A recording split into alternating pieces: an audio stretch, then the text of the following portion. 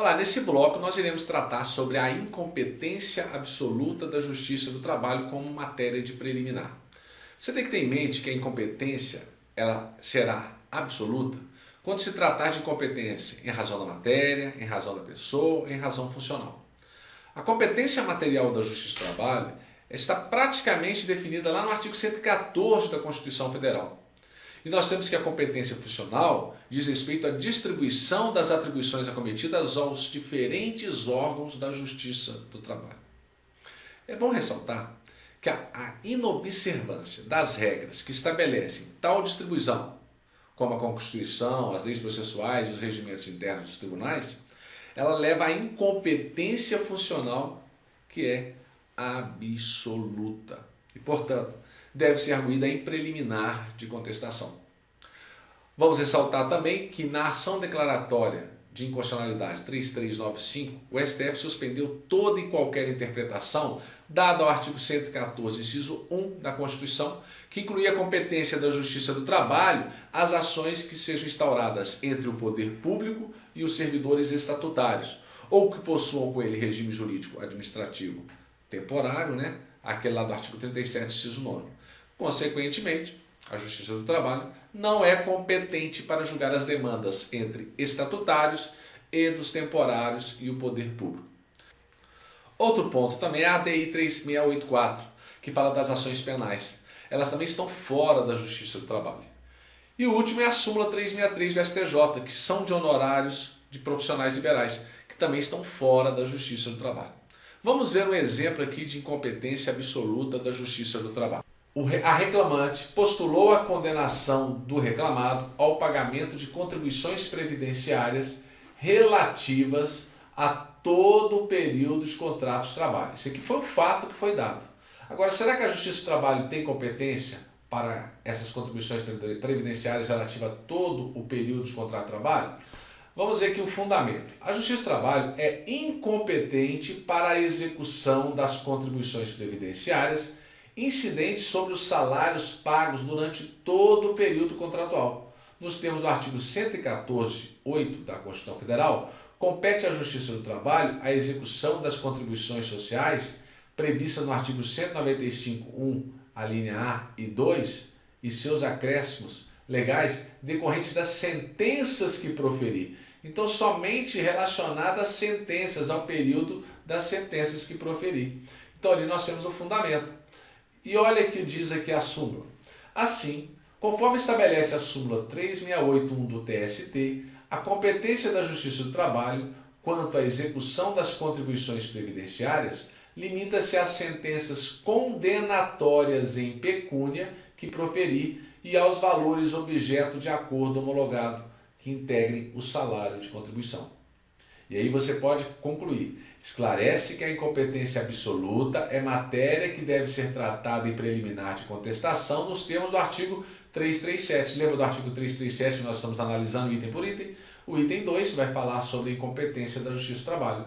E aí o que você pede? Diante do apresentado, requer a extinção do processo sem resolução do mérito, nos termos do artigo 4854 do CPC, quanto ao período de recolhimento das contribuições previdenciárias relativas ao período contratual reconhecido. E se não der isso, sucessivamente, caso não seja acolhida preliminar de mérito, requer análise dos demais itens a seguir expostos. Observe que você tem que analisar, memorizar esses termos que são utilizados. Porque tudo você vai encontrar na CLT e no próprio problema que a banca examinadora vai lhe dar.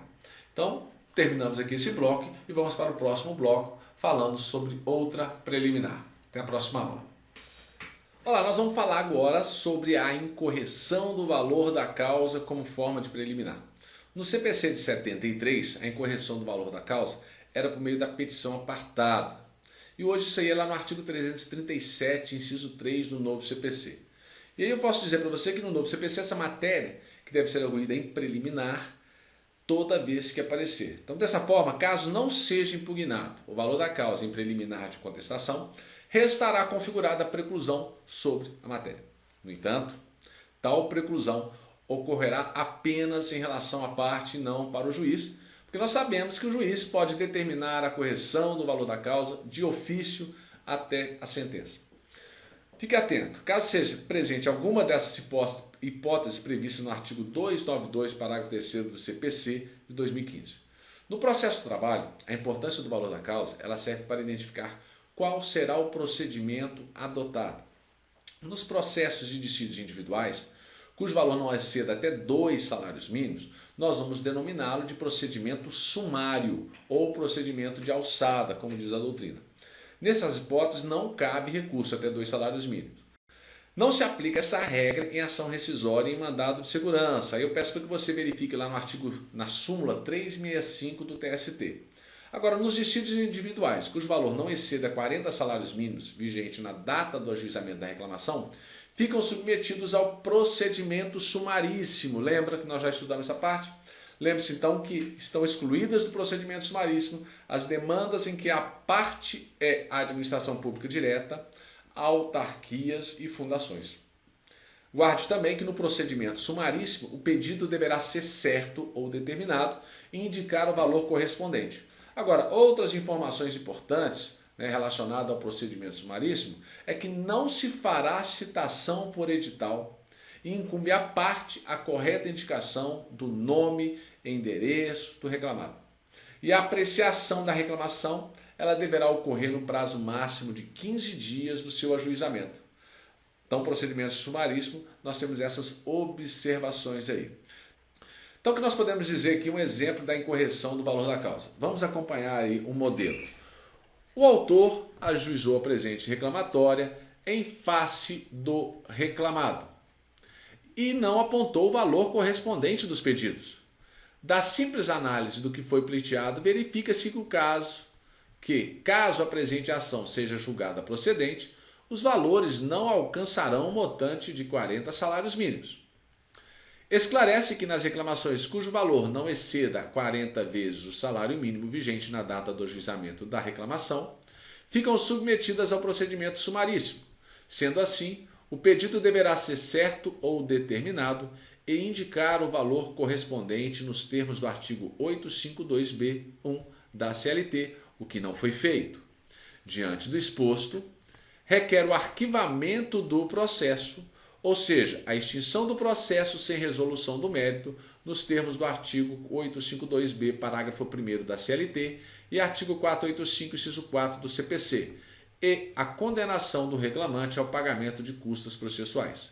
Sucessivamente, caso não seja acolhida a preliminar de mérito, requer a análise dos demais itens a seguir expostos. Então você observa aqui que nós temos uma situação da inobservância do valor da causa. E se isso ocorrer em um caso na peça, na prova do exame, você deve alegar como forma de preliminar. E aí você liquida a questão e mata mais uma aí, ok? Até a próxima aula e continue.